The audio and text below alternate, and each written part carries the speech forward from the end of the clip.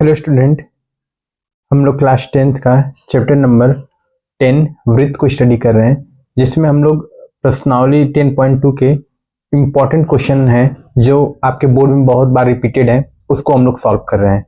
ठीक है, जिसमें से क्वेश्चन नंबर 9 है। क्वेश्चन नंबर 9 क्या है? आकृति 10.13 में एक्स वाई तथा एक्स डैश वाई डैश, मतलब दो रेखा है, एक एक्स वाई है और एक एक्स डैश वाई डैश है। तो ये देखिए एक्स वाई रेखा है, ठीक है, और एक एक्स डैश वाई डैश रेखा है, दो रेखाएं हैं। ठीक है, ओ केंद्र वाले किसी वृत्त पर दो समांतर स्पर्श रेखाएं हैं, मतलब एक वृत्त है जिसका केंद्र ओ है, जिसकी दो स्पर्श रेखाएं हैं, एक एक्स वाई है, दूसरा क्या है, एक्स डैश वाई डैश है। स्पर्श रेखा क्या होती है? मैंने बताया था कि स्पर्श रेखा वह रेखा होती है जो वृत्त पे क्या करती है, वृत्त को बाहर से टच करते हुए जाती है। ठीक है, उसके बाद क्या बोला है, और स्पर्श रेखा सी पर स्पर्श रेखा ए बी, ये जो सी बिंदु है इस पे स्पर्श रेखा ए बी, ए बी कहां गया बच्चों? देखिए ए बी, ये ए है, ठीक है, और ये क्या है, बी है। ठीक है, ए बी स्पर्श रेखा ए बी, एक्स वाई को ए, एक्स वाई कहां गया, ये एक्स वाई, ठीक है, एक्स वाई को ए बिंदु पर और इसको एक्स वाई डैश को बी बिंदु पे, मतलब एक्स वाई पे एक बिंदु ए है और एक्स डैश वाई डैश पे एक बिंदु बी है, इसको टच करती है, प्रतिच्छेद करती है। तो सिद्ध कीजिए कि angle A O B 90 degree का कोण बनाता है। ए ओ बी क्या है बच्चों? ए ओ बी, ये जो एंगल है हमें कितना सिद्ध करना है? 90 डिग्री सिद्ध करना है। ठीक है, तो देखिए हम लोग इसमें क्या करते हैं, इसमें आपको दो स्पर्श रेखा दी है, एक्स वाई और एक्स वाई डैश। ये जो ओ है, ओ केंद्र है ना, तो केंद्र से हम बिंदु सी पे एक रेखा खींचते हैं। ठीक है, एक रेखा में से ड्रॉ करते हैं। अब देखिए ये सारे एंगल तो 90 डिग्री होंगे, ये तो हमको पता ही है कि कोई भी स्पर्श रेखा है वो 90 डिग्री का एंगल बनाती है। या फिर आप त्रिज्या से कोई रेखा अगर खींचेंगे किसी भी स्पर्श रेखा पे, तो वो कितने डिग्री का एंगल बनाती है? 90। तो एंगल पी भी 90 है, एंगल क्यू भी 90 है। ठीक है, लेकिन हमको यहाँ पे इस एंगल से नहीं मतलब है, हमें तो ये सिद्ध करना है कि angle A O B, A O B, ये पूरा एंगल कितने डिग्री का है? 90 डिग्री का हमें सिद्ध करना है।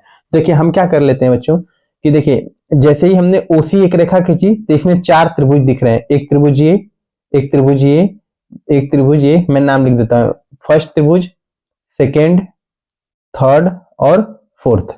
ठीक है, तो हम क्या करते हैं कि फर्स्ट और सेकेंड को सर्वांग सिद्ध कर देते हैं, फर्स्ट वाले को और सेकेंड वाले को सर्वांग सिद्ध करते हैं, इन दोनों को। उसके बाद इन दोनों को सर्वांग सिद्ध करते हैं। सर्वांग से क्या फायदा होगा कि अगर इसको हम सर्वांग सिद्ध कर देंगे तो ये एंगल इसके बराबर, ये एंगल इसके बराबर हो जाएगा। ठीक है, सिटी से। उसके बाद हम लोग रूल को फॉलो करते हुए क्वेश्चन को सॉल्व कर लेंगे। ठीक है, तो देखिए सभी बच्चे इसको ध्यान से देखिएगा क्वेश्चन को। ठीक है बच्चों, इसको हम लोग मान लेते हैं एंगल 1, इसको एंगल 2, इसको एंगल 3, इसको एंगल 4। ठीक है, चार एंगल मान लेते हैं। तो हम लोग क्या करते हैं बच्चों, दो दो त्रिभुज को सर्वांगसम सिद्ध करते हैं। पहले इसको इसके सर्वांगसम सिद्ध करते हैं। तो हम इसका नाम लिख लेते हैं, क्या त्रिभुज का नाम है?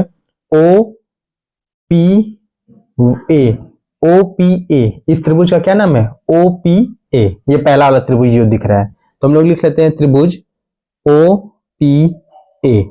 ठीक है, त्रिभुज ओ पी ए को किसके सर्वांग सिद्ध करना है हमको? ओ सी ए के। ठीक है, तो हम इसका नाम लिख लेते हैं त्रिभुज ओ पी ए तथा त्रिभुज ओ सी ए में। ठीक है, इन दोनों त्रिभुज में हम लिख लेते हैं ओ पी ए इस त्रिभुज की बात कर रहे हैं और ओ सी ए इस त्रिभुज की बात कर रहे हैं। इन दोनों त्रिभुज में देखिए क्या चीज है, देखिए इन दोनों ही त्रिभुज में हमको क्या मिल रहा है बच्चों? ओ ए। देखिए ओ ए इसमें भी है, ओ ए इसमें भी है, तो दोनों में ओ ए मिल रहा है। तो हम पहले लिख लेते हैं ओ ए बराबर ओ ए, ये दोनों में क्या है? कॉमन है या फिर उभयनिष्ठ है, कुछ भी लिख सकते हैं, कोई दिक्कत नहीं है। उसके बाद दूसरी चीज क्या मिल रही है, ये देखिए ओसी जो है, ये जो ओसी है, ये वाला ओसी इस ओपी के क्या है? बराबर है। कैसे बराबर है? देखिए आपको पता है कि किसी भी वृत्त के केंद्र से अगर हम कोई रेखा अगर वृत्त पे खींचते हैं तो वो त्रिज्या कहलाती है। तो ये देखिए ये त्रिज्या है, तो ये भी त्रिज्या है। ठीक है, तो ओपी बराबर क्या हो जाएगा? ओसी। तो यहां हम लिख देंगे ओपी बराबर ओसी। रीजन में क्या लिखेंगे? वृत्त की त्रिज्या। ठीक है, क्या लिख देंगे, वृत्त की त्रिज्या ओपी बराबर ओसी, ये चीज मिल गया। दूसरा ये देखिए, ये जो एपी है ये बराबर किसके होगा, ये जो एपी है वो बराबर होगा किसके, एसी के। एपी बराबर एसी, क्योंकि ये आपके स्पर्श, ये बिंदु से ये भी स्पर्श रेखा खींची जा रही है, इसी बिंदु से ये भी स्पर्श रेखा खींची जाती है, तो दोनों ही स्पर्श रेखा आपस में क्या होंगी, इक्वल होंगी। तो यहां से हम लिख सकते हैं कि जो एपी है वह बराबर किसके होगा, एसी के। रीजन में क्या लिखेंगे, ए से स्पर्श रेखा खींची गई, ए से स्पर्श रेखा, ठीक है, ए से स्पर्श रेखा खींची जा रही है, ये भी और ये भी, तो दोनों स्पर्श रेखा आपस में क्या होंगी, बराबर होंगी। तो देखिए हमको तीन चीज मिल गया, तो जैसे ही तीन चीज मिल गया तो हम लोग लिख सकते हैं क्या, त्रिभुज OPA सर्वांगसम है त्रिभुज OCA के, by which region, side side side नियम से। साइड साइड साइड नियम से क्या हो गया बच्चों, सर्वांगसम हो गया।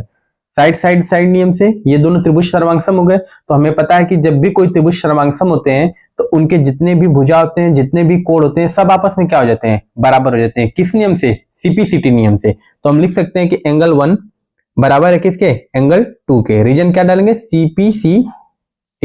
CPCT नियम से ये दोनों एंगल आपस में बराबर हो गए।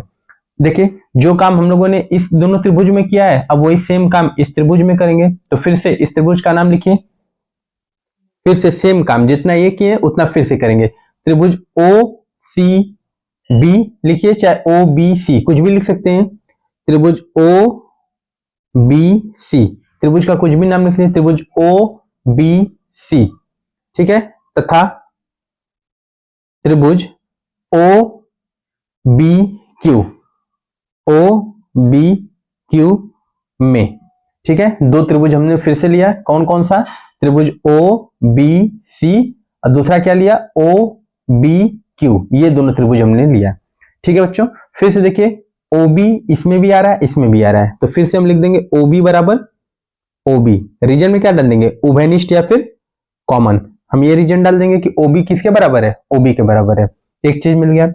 दूसरा क्या है, देखिए फिर से ये OC भी त्रिज्या है और OQ भी क्या है, त्रिज्या है, दोनों ही त्रिज्या हैं, तो ये भी आपस में बराबर होंगी। तो OC बराबर क्या हो जाएगा, OQ। यहां रीजन में क्या लिखेंगे, वृत्त की त्रिज्या, ये भी वृत्त की त्रिज्या है, ठीक है, इसमें भी कोई डाउट नहीं है, ठीक है। फिर से देखिए ये जो B बिंदु है, इससे स्पर्श रेखा क्या खींची जा रही है, BQ। ऐसी B बिंदु से स्पर्श रेखा क्या खींची जा रही है, BC। तो ये दोनों आपस में भी, ये भी बराबर हो जाएंगे। किसी भी बिंदु से अगर स्पर्श रेखा खींची जा रही है, सेम बिंदु से अगर स्पर्श रेखा खींची जा रही है, तो वो सब आपस में क्या होते हैं, बराबर होते हैं। यहां से हम क्या लिख देंगे, OB, ये BQ, जो BQ है बराबर किसके है, BC के है। तो हमने त्रिभुज क्या लिया है पहले, OBC, तो हम लोग सबसे पहले इसका लिखेंगे, तो BC बराबर क्या है बच्चों, BQ है, ठीक है। यहां पे रीजन में क्या लिखेंगे, सेम चीज, B से स्पर्श रेखा,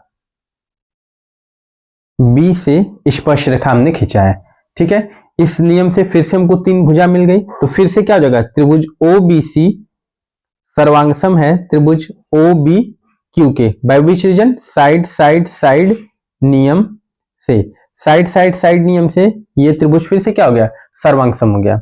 अब देखिए जब त्रिभुज सर्वांगसम हो गया तो यहाँ पे हम लोग फिर से लिख सकते हैं कि एंगल 3 बराबर क्या है, एंगल 4। रीजन क्या डालेंगे, CPCT। पता है कि जब भी कोई त्रिभुज सर्वांगसम होते हैं तो CPCT नियम से उनके एंगल क्या होते हैं, आपस में बराबर होते हैं, इसलिए लिखेंगे एंगल 3 बराबर है किसके, एंगल 4 के। रीजन क्या डालेंगे, CPCT, ठीक है। CPCT नियम से ये क्या हो गया बच्चों, ये भी एंगल आपस में बराबर हो गए।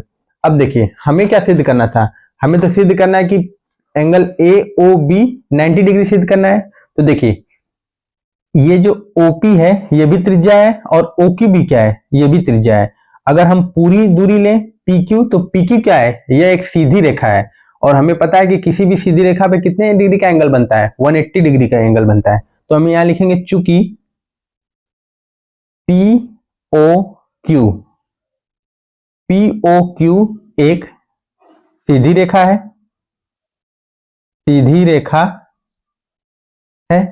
POQ क्या है, एक सीधी रेखा है, और एक सीधी रेखा पे कितने डिग्री का एंगल बनता है, 180 डिग्री का एंगल बनता है। ठीक है, तो लिखेंगे इसलिए एंगल पी ओ क्यू बराबर 180 डिग्री। ठीक है, बट जो पी ओ क्यू है यह 4 भाग में एंगल बटा है, एंगल 1, एंगल 2, एंगल 3, एंगल 4। जो पी ओ क्यू है ये 4 एंगल से मिलकर बना है। कौन कौन सा बच्चों? Angle 1 plus angle 2 plus angle 3 plus angle 4 बराबर 180 डिग्री। ठीक है, यहां तक कोई दिक्कत नहीं है। अब देखिए, हमें तो ए ओ बी को 90 सिद्ध करना है। इसका मतलब हमको कौन कौन सा एंगल चाहिए? एंगल 2 चाहिए और एंगल 3, ये दोनों एंगल मिलेंगे तभी 90 डिग्री होगा। इसका मतलब 1 और 4 ये दोनों नहीं चाहिए। तो आपको पता है कि एंगल 1 किसके बराबर है? एंगल 2 के। देखिए हमने यहां से लिखा था एंगल 1 बराबर एंगल 2। ठीक है, तो जहां एंगल 1 है वहां हम क्या लिख सकते हैं? एंगल 2 लिख सकते हैं। ठीक है, और एंगल 2 को तो एंगल 2 ही रहने दीजिए, प्लस एंगल 3 बराबर एंगल 4। हमें एंगल 3 की जरूरत है तो 3 को 3 रहने दीजिए, 4 को भी क्या लिख दीजिए? एंगल 3 बराबर 180 डिग्री। ठीक है, अब देखिए कितने एंगल हैं? 2 एंगल 2 प्लस 2 एंगल 3, दो बार एंगल है तो जोड़ दीजिए सबको, बराबर 180 डिग्री। 2 यहां से हम कॉमन ले लेंगे तो यहां क्या बचेगा? एंगल 2 प्लस एंगल 3 बराबर 180 डिग्री।